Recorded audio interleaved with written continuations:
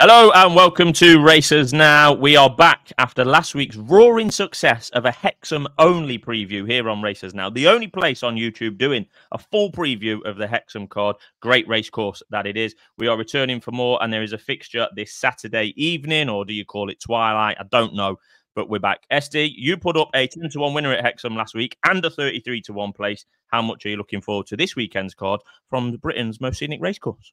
Great card at Britain's most scenic racecourse, isn't it? Absolutely fantastic. The fixture has been shit on, unfortunately, by the BHA on premierisation. What an absolute disgrace that is. Awful. Awful. Right. Should be starting at 2 o'clock.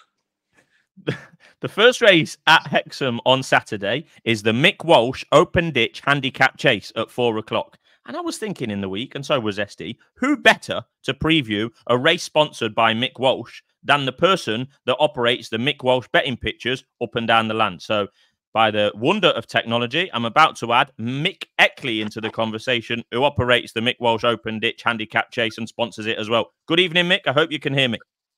I can. Good evening. Good evening, SD. Good evening. Good evening. So, I mean, we've been talking for weeks about Mick Walsh calendars. I've got pens and playing cards, and here's the man who provides all the merchandise to Racers Now. Yeah, it's gone to a good home. It has, and I use it virtually every day. Right, on this this first race, this handicap chase, I have got a tissue from one of Mick's disciples that SD is going to shout out in a minute. So if I try again through the wonders of technology, I can show that tissue as provided by the guys at Mick Walsh. Here we go. Tissue provided at 48-hour decks. I mean, what more do you need? And there's the prices. A couple of SD's got 2 selections in this race, which I'm sure he's going to be smashing into. One of them there has been chalked up at 11 to 4. Walsh pen? Did they not do them in red? A big, bold felt tip. It's lovely handwriting as well, isn't it? That we've got there from Michael. Yeah, beautiful. 11 runners in this, as you can see, and they've chalked up Whosmydaddy as the potential 11 to 4 favourite, and they're betting to 113%. Right then, SD, we're going straight over to you. Who do you think is going to win this first race at Hexham, the Mick Walsh handicap chase? Who's a daddy? Who's my daddy? Probably. Yeah. I was at Musselburgh when he won. The Fives had a bit of a touch on him, didn't they? He ran really, really well. And then he followed up at Ayr. They took him out on heavy ground at Carlisle. I don't know if you're going to get 3-1 or better. I wouldn't bet him at less than that. Sandy had been in the wilderness over Easter, a bit like Jesus. And now he's resurrected himself and had 2 winners at Kelso.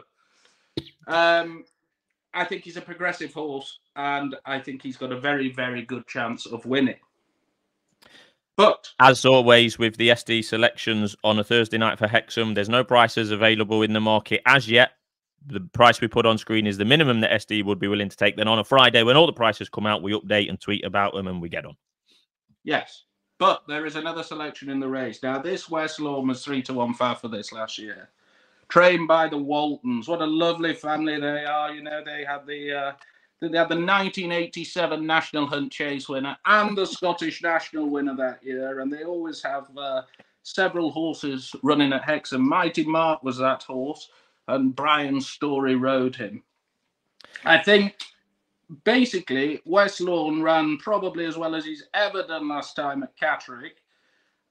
He traded very short in running that day. At about, I think he was 2-1. I was there. He's won here. He was fab for the race last year.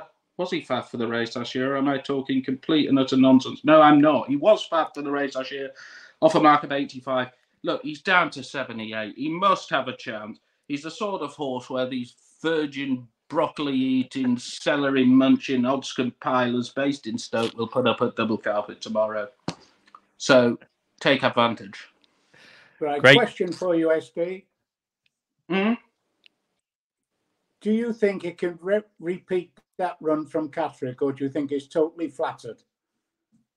Well, it was flattered, wasn't it? Because that was off a mark of 96, and obviously Shyness was in the race. But if he produces some of his hurdle form, which he won here off a mark of 85 2 years ago, he's only 78 over fences. He must have a chance, surely. Well, if you take that run literally, then yes, it's probably worth a bet. But it's still £6 wrong, and it was 21 wrong at Catterick. I know. But that's the risk you take at the price. But look, I think Whosmydaddy is by far and away the most likely winner. But in terms of a nice each way punt, I think he'll run well. They'll have him right. If it was a big they price, want to win your race. I could throw a few quid at it, but this price dependent, I wouldn't want to be taking single figures about it. No, that's right. 20 or bigger. 20 or bigger, I've said. Yeah, maybe a bit less. But you're right about the favourite. Whosmydaddy. We probably haven't seen the bottom of it yet. What do you think? 3 to 1 plus? You might be lucky to get that, I think. Yeah, I agree. I'm not your sure lads have chucked it up there at 11 to 4 in the tissue. So, yeah. 3 to 1 or bigger once SD wants. Caught dreaming. That'll be under pressure when they come past first time. Although Nicky has had a winner. You've got D-Star, who stays further than the mother-in-law. Bally Lynch has had a good year. But, yeah, they were the two I was most interested in the race. Caught dreaming, obviously, is such a moody customer most of the time, and you certainly wouldn't want to be throwing your betting slips away when it's under the cosh with a circuit to run. I think it's run here 4 times, bit of a mixed bag. It's never won here, but it just might it's had a break. Yeah, I think it could run on. Yeah, it could. It'll trade bigger in running, though. Surely. I mean, what have you got that chalked up at? About 8? Which one, SD? Caught dreaming. 7. Yeah. I mean, it'll trade well into double figures in running. I remember one day it won at Carlisle. Good God, it was tailed off at the bottom of the hill. Right. We've got plenty to get through at Hexham, so we best move on to this. Just quickly. What I just want to say here is, how much is your trade going to be affected? They're doing all they can at Hexham. Ripon the other week was an absolute disgrace with this ridiculous premierisation. I mean, your livelihood's on the line here, isn't it? I would think turnover is just a 6-race card, which doesn't help. I would say it'll be at least a third down, probably more. Yeah, well, we could be here all night talking about that, and I'll probably get the sack at the end of it. So on to the 4:35. This is another handicap chase, but over a much shorter distance at Hexham. SD, where was you heading in the 4:35 over just under 2 miles? I'm just very surprised. Chapel Green, I remember seeing him in the paddock back in October, and he looked like a chaser. And he ran like a chaser, and he ran a race full of promise. And look, he hasn't gone on from then. I think I've half a feeling he wants better ground because they took him out here a couple of weeks ago. And I don't think a mark of 108 is beyond him if you go on that effort. Now, I've said 4 to 1. He may well be bigger than that. I suspect he is bigger on Hench's tissue. There's a slight question about the stable form, but surely to God, I thought he looked a really good horse that day. And I think just after, a 6 or 7 week break, he might run a bit better here. And I didn't think there was much in the race. Orbis Walk, probably needs quite a bit further. There's a Menzies horse. There's this Skelton horse, which I thought was crap had absolutely awful form from down south. And $5 fine, which has won here last time, but I would say probably needs the mud. Well, Hench makes it wide open. 7 to 2 the field. Biggest price of all the runners, 12 to 1. He thinks it could be a bit of a burn-up pace up front with maybe Chase of Fortune and take centre stage. They could take each other on. as for if they did and there ended up something coming through to pick the pieces up, that's the tricky part, trying to work out which one it might be. Like you say, that the presence of the Cheltenham runner might well make the market. Would you see a disparity? And the question really goes to both of you on both sides of the racecourse betting fence. The casual punter on a Saturday in the betting shop anywhere other than the north of England might look and see, oh, Cheltenham runner at Hexham, let's back him. But those that in the know, like SD at Hexham, who regularly goes, they know otherwise. Would there be a disparity of the prices in the ring on the Cheltenham horse compared to what you might see on the high street, maybe? No, there is early. They drift. They drift like hell sometimes, honestly. But does the switched on opinion at Hexham have any impact on the wider market? That's what I'm saying. Well, plenty of punters will see that a Cheltenham runner at Hexham, oh, that's a bit unusual, but yeah, I think there's probably more to it than that, and the form's there for people to see, and if it's not good enough, it won't be winning. Yep, fair enough. Right, SD's not got a bet in race number 3, Mick, so I'm going to give you a... It is Hexham's big race of the year. It's the heart of all England. It's a great race. It's great for grassroots racing in the north. And frankly, it should be on ITV. It's a maiden hunter's chase. Right, what did you make of the 5:10 then, Mick? 8 runners to go at the moment. Well, definitely nothing from me. Handicaps only for us. Hunter Chase would be the bottom of my list from a punting perspective. You'll bet very, very defensively on that. Any offers for races now, followers, that given your sponsoring? Say again, SD. Any offers for races now, followers, given your sponsoring? There will be an offer in the race card. Ooh. In the race card. Now, in the race card, you don't want to buy a race card, voucher out of the race card, bring it up to the pitch, and you'll see what the offer is if you're there. No, great idea. On the Weatherby's website, you can print the race cards off. Don't be giving all the secrets away. Right, I know someone who is going to Hexham on Saturday that's not called SD, so I might encourage them to take Mick up on that offer. Right, moving swiftly on then, onto this 5:45, race number 4. This is the handicap hurdle, first hurdle race of the card, over 2.5 miles. SD, you fancy one in here? Tell us all about it. Susan's been in great form, hasn't she? The winner last week, that was punted. We put it up on here.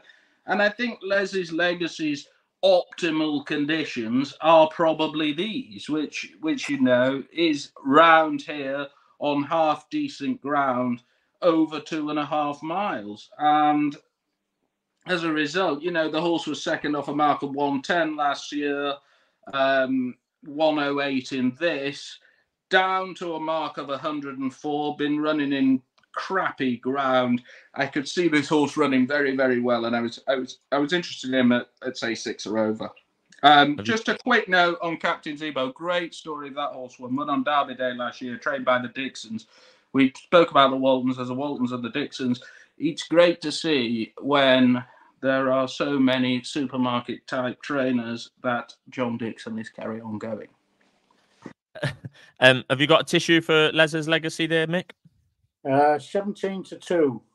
Oh, well, in which case that would be a bet for quite SD. a few horses in that sort of bracket. Hench makes the favourite I Am Max 3-1, which is Sandy Thompson, obviously trainer in form. What do you think about the entry, SD? Strange to see it sort of straight in after a bumper win and an ordinary hurdle win. Yeah, I mean, I couldn't place the horse. I mean, I think the point, there's been something wrong with Sandy's horses quite clearly, and he's given this one a bit of time.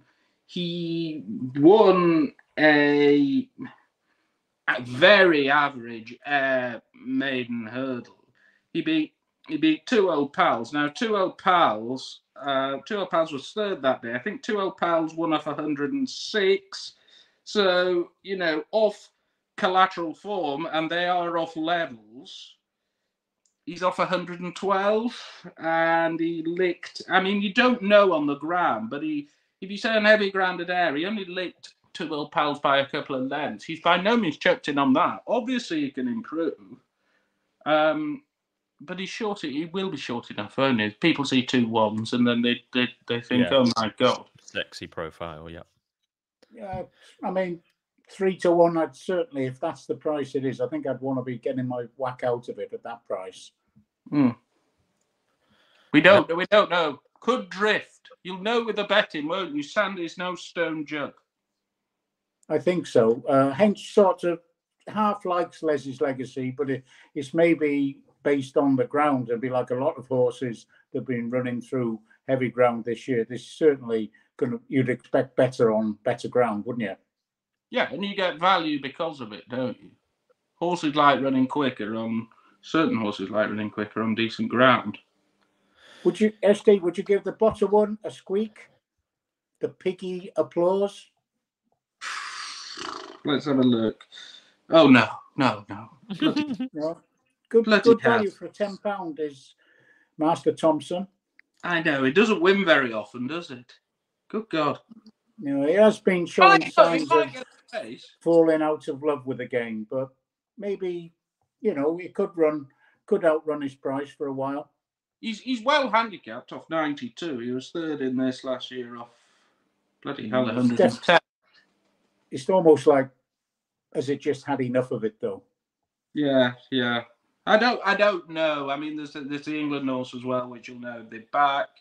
It's a tricky race. What about Captain Zebo? First time up, probably need the run. It'll need the run. And what else did I have against it? Yeah, I think he's better over a strongly run too, isn't he? Possibly. I mean, it's down 3. He hasn't been seen for a long time now, is it? No, I know, and I expect the Dixons will say his Gold Cup is probably on Derby Day. They'd love to win that race again. It looks a bit wide open to me. That there's quite a few horses in the single figures bracket that could shake up the favourites, even if the favourites fancied. So the favourites certainly, they must be confident going in off 112, but I don't think it's a certainty by a long way. No, not at all. Well, SD fancies Leslie's Legacy in that one and hoping for 6 to 1 or bigger. There's 2 non-handicaps to finish the card at Hexham. We won't be talking about the bumper, but SD does fancy one in the maiden hurdle at 6.15. So you talk to us about that one. Well, look, I'm just playing the prices, and again, they're going to put the twist horse up. I would imagine the horse will be well odds on. If I was going to do a tissue, I don't know. He'll probably be 2-1. The God Moon, that is number 3. God the Moon. Now he has had a long season, I suppose. He started it off back in November. He's had 6 runs. I was at Bangor last time. He was well beaten by Grand Albert. Grand Albert won that really well.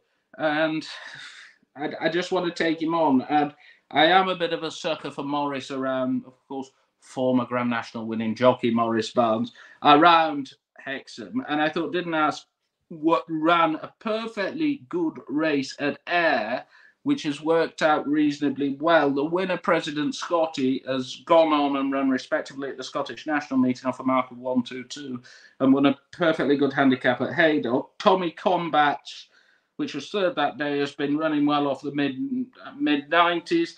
Look, I think it could just get a bit interesting if Guard the Moon, who has an official rating of 114, doesn't run that well, and you start going to Didn't Ask, and maybe he could run to about 105 here, and it wouldn't surprise me if he won.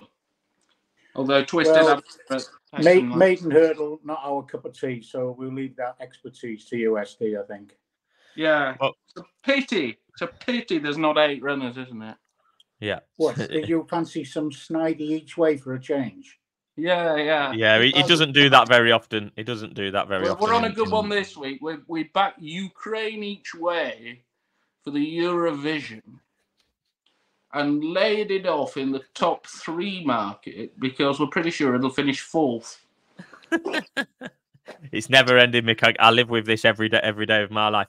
Right, so you can't beat a snidey each way customer and giving a rub down when they finish 4th. I love it. Yeah. Absolutely, and that happens quite regularly to SD. Right, what would be the your biggest fancy of the weekend or of Saturday there, Mick? For me, I think it'd be the favourites in the first race. Who's my daddy? Yeah, who's my daddy? Yeah, SD wants 3-1 or bigger. That one, I think that sounds like one that your lads are going to be keeping on side. Well, we'll lay a bit of it, but I certainly won't be going down the book with it. That's a sure thing. Yeah, and have you got any? Are you working any other fixtures over the weekend, Friday, Sunday? I'm going to Sedgefield tomorrow, and Henry, the rep, is at Ripon, and then Sunday I'm going to Newcastle for the family fun day. Another shameful decision, switching race times from 1:57 to 3:47 or something for a family fun day. Work that one out. Children at school the following day. It certainly won't do anything to enhance the crowd. I just don't get why racing continually shoots itself in the foot. I really don't. Well, I know why they've done it. Give you the explanation. It's so that it's basically so they can show racing on the telly from South Africa in the morning to Newcastle. What time's the last race? 7 o'clock or something? 7 o'clock at the moment. Absolutely disgraceful. They do like shitting on the race goer. I mean, who's going to take? I've got a 4-year-old. Would I dream of taking her to Newcastle when there's a 7 o'clock last race? Absolutely not. Oh, it's crazy. I mean, the first race times I saw were due to start at 1:57. So somewhere along the line, there's been some late change from BHA Towers. It certainly won't have come from Newcastle. Oh, I very much doubt it anyway. Well, it wouldn't surprise me. It is ARC. Yeah. Well, I mean, they don't seem to do anyone any favours at all. Yeah. It's the best quality race actually on that card is the Class 2 handicap is the last race to take place, which doesn't happen very often on UK shores, having the best race last. Usually see that more in America or on the Dubai, etc. It's a good quality card, but decent for a Sunday. Wasted on a family fun day. Just a note about this premierisation. It might be a good quality card, but the Brigadier Gerard shits all over it in 2 weeks today, where I'll be, of course, and that isn't a Premier race day. Now, you had the previous Derby winner, you had the future King George winner running last year. You've got, I think, 2 group races and a listed race, but Newcastle gets a Premier day. If anyone at the BHA wants to come here and explain that, you're welcome. So, Julie, get off your arse. Yeah. Again, we'll class that as an invitation for somebody from the BHA to come on to Races Now and state their case. Yes. Good. Probably, again, as I mentioned at the top of the show, will probably result in me having no job by the end of it. But away we go. Your opinion, it probably is, but you can't say it publicly. Well, I could tiptoe around it. Yeah, but who cares about my opinion? We're here to listen to your opinion, SD, and your opinion, Mick. Anyway, we'll wrap it up there. All sorts of selections this weekend. We've got a Saturday preview as usual. That'll be up. And then we've got this exclusively Hexham video as well with the special guest. What more do you want here on Races Now? Winners galore last week. Hopefully some more this week. And we'll be back with more next week. I imagine what's on next week. It's the lock-in, Jesty. Might do an anti-post lock-ins look on Monday. So all sorts to look forward to. Bangers on next week. It never ends. It never ends. Right. Thanks for tuning in. See you later.